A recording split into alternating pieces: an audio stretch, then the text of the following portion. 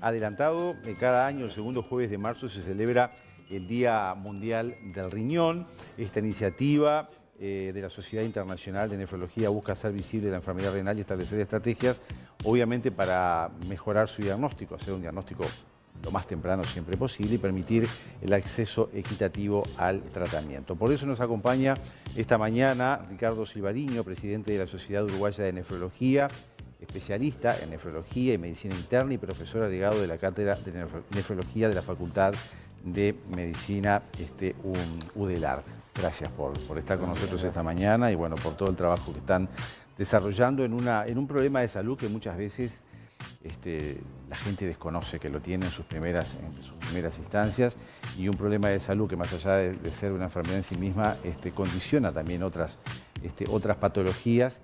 Y es lo que siempre insistimos, ¿no? La gente dice, no, yo no voy al médico porque me siento bien. Y el sentirse bien es algo absolutamente subjetivo, y a veces pueden haber enfermedades que todavía no han dado expresión clínica y que hay que valorarlas y diagnosticarlas a tiempo. Así que bueno, gracias por estar esta mañana con nosotros. Gracias a ustedes. ¿Qué es la enfermedad renal crónica? Vamos a explicar un poquito, y cuántos uruguayos se estima que hoy en día la padecen.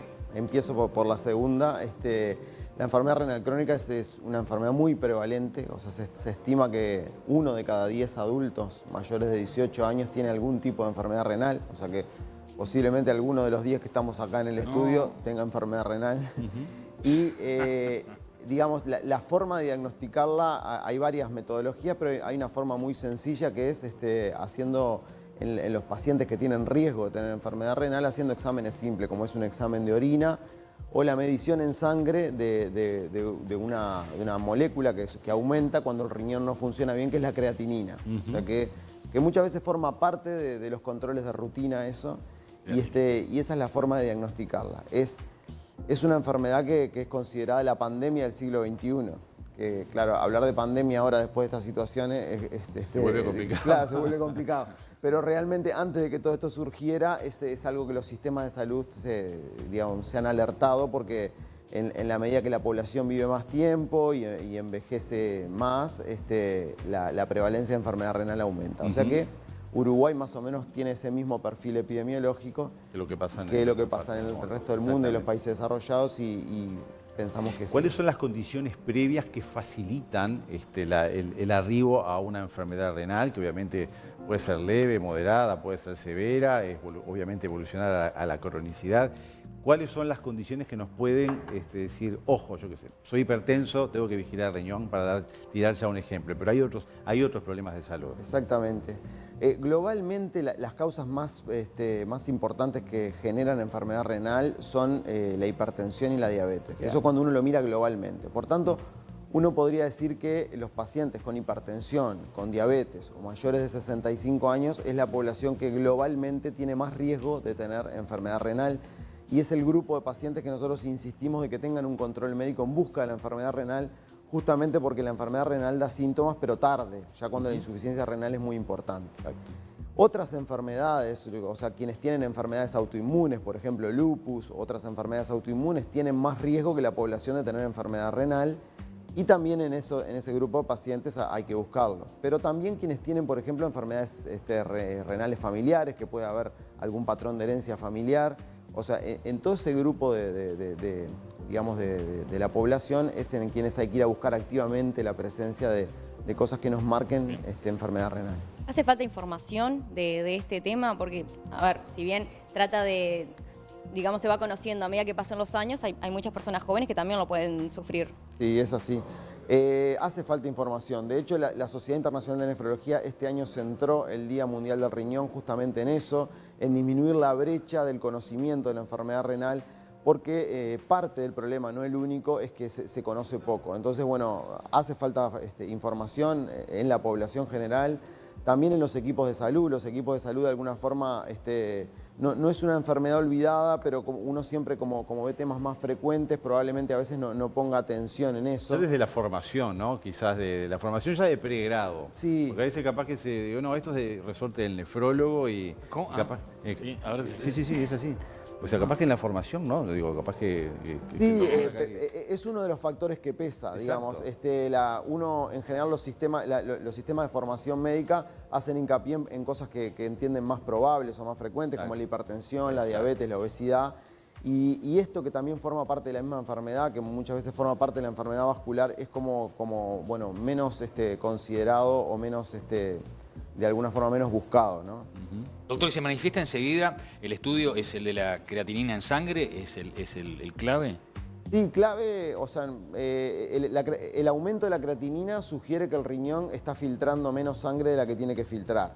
Ahora, eso también de alguna forma ocurre medianamente de forma tardía en algún grupo de pacientes. Por tanto, no hay una única forma, es el conjunto de herramientas, es medir la creatinina, es medir también, mirar la orina en busca de alteraciones inflamatorias o de la presencia de proteínas en la orina y hacer una buena historia clínica, que eso es una herramienta económica y que tiene mucho valor, porque preguntar, capaz que solo preguntando, el hermano tiene enfermedad renal, la madre también, y aunque la creatinina esté bien, ese paciente tiene enfermedad renal y hay que ir a buscarla. O sea que es un conjunto de herramientas, ¿no? Me acaba de No llegar es el una resultado sola. de la creatinina. Sí, A ¿cuánto ver. tenés? Porque se sacó sangre el otro día. Punto 95 y los valores está bien. punto 72 o 1.27. Está perfecto, Está está perfecto, está bien. Ya La aprovechaste la Está consulta. bien. La creatinina está bien. Está bien. Gracias. No, ¿cada cuánto habría que hacerse? Digo, obviamente que esto cambia en función de la edad, de los antecedentes personales, familiares, pero bueno, ¿cada cuánto correspondería hacerse una rutina que incluya orina y una extracción de sangre para valorar la función renal, que incluya obviamente la creatininemia? Sí, eso depende del grupo de riesgo en el que uno esté. O Ahí sea, está. cuanto más riesgo de enfermedad renal por encima de 60 años, claramente es un grupo que anualmente debiera tener un control. Si además uno tiene diabetes, hipertensión u otros factores de riesgo, hay que controlarlo con más frecuencia. Y en los jóvenes, es importante, ya se incorporó dentro de la normativa, dentro del carnet de salud laboral, la búsqueda de la realización de un examen de orina en busca de alteraciones, y con cierta frecuencia llegan pacientes con un examen de orina alterado del carnet de salud y ese es su primer diagnóstico de enfermedad renal. Por tanto, todos esos puntos de control preventivo tienen mucha importancia. ¿Y qué costosos son estos tratamientos? Me imagino que para cada uno hay algo puntual, entonces no vamos a hablar de un tratamiento específico, pero hay un costo atrás que es importante, que es algo que se puede solventar. Parte del peso de la enfermedad renal, además del peso sobre la vida de las personas, es el peso económico que tiene sobre el sistema de salud. Sobre todo la enfermedad renal avanzada, la que requiere diálisis o trasplante renal. Al día de hoy en Uruguay es muy costoso, igual que en el mundo. Casi un tercio de los recursos del Fondo Nacional de Recursos, de los dineros del Fondo Nacional de Recursos, se van en costear la enfermedad renal. Algo que se podría haber prevenido, ¿no? Por lo menos en un porcentaje importante. O sea de que casos. es enormemente costoso para la población y para el sistema de salud la enfermedad renal. Otra enfermedad, la litiasis, ¿no? O sea, los cálculos renales que son también tan frecuentes. Hablabas de uno, está incluido 1 de cada 10, incluís también el tema de los cálculos, Sí, ¿no? la litiasis es frecuente, que se ve con mucha frecuencia y bueno, es muy prevalente. Eso sí da síntomas y en general la persona viene por el síntoma. Claro. O sea que probablemente el diagnóstico de litiasis sintomática sea más frecuente que el de enfermedad renal. Pero es causa de enfermedad renal, incluso que puede generar enfermedad renal avanzada. O sea que tampoco es un tema para... Hay dos temas que se menosprecian en la opinión general, incluso a veces los médicos, como generadores de enfermedad renal. El primero y el más importante es la obstrucción urinaria en los hombres por la patología benigna de próstata. Que es sumamente frecuente, sobre todo por encima de los 50 años. La persona se acostumbra a cambiar su forma sus hábitos, entonces no se da cuenta que tiene obstrucción urinaria y eso con frecuencia vemos pacientes que llegan a diálisis porque no se tratan de forma adecuada la obstrucción urinaria, que se puede tratar con fármacos o con cirugía, que eso se encargan los urólogos. Y otra forma de alguna forma que se menosprecia como causa de enfermedad renal es la litiasis. La litiasis uno le ve, bueno, tuve un cálculo, ya lo expulsé, pasó el problema. Pero la persona sigue formando cálculos y los riñones cada vez que hay un empuje de cólico se inflaman, ¿Cómo duele? se dañan. Uf, cómo duele. Sí. Que duele. No. Muchísimo. Así que bueno. ¿Qué elementos clínicos la persona puede percibir y que le generen motivación de una consulta en la insuficiencia renal? Sabemos que en los primeros tiempos no tenemos nada y a veces generalmente ya estamos en una situación moderada o avanzada, pero digo, bueno, cuando Algo que nos llame la atención y que la gente pueda tenerlo A ver, como- lo Sí, como recién le comentaba, en general la enfermedad renal da síntomas muy tarde. Exacto. Entonces lo que los pacientes perciben muchas veces es que orinan gran cantidad de veces, sobre todo durante la noche, que la orina sale clara. O sea que No hay filtrado. pero que eso implica que el riñón no tiene capacidad bien de concentrar la orina y eso es un aspecto que aparece como una manifestación Espuma clínica. en la orina, por Espuma en la orina, que eso traduce la presencia de proteínas en la orina. Proteínas. Obviamente sangrado urinario, eso ya es una cosa, una manifestación también importante. Pero por eso insistimos en el Día del Riñón a no esperar a tener síntomas. O sea, si uno está dentro de los grupos de riesgo, tiene que consultar y hay que ir a buscarla la enfermedad ¿Cómo renal. cuidar el riñón? ¿Cómo cuidar la salud del riñón, entonces?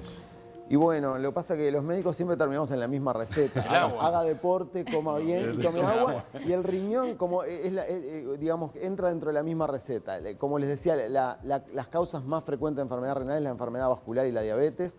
O sea que prevenir la enfermedad vascular, controlar la hipertensión, estar en normopeso, tener la diabetes bien controlada, y bueno, ese conjunto de factores son los que poblacionalmente impactan sobre la salud renal. Y si hablamos de programas de salud renal en Uruguay, ¿cuál es el debe?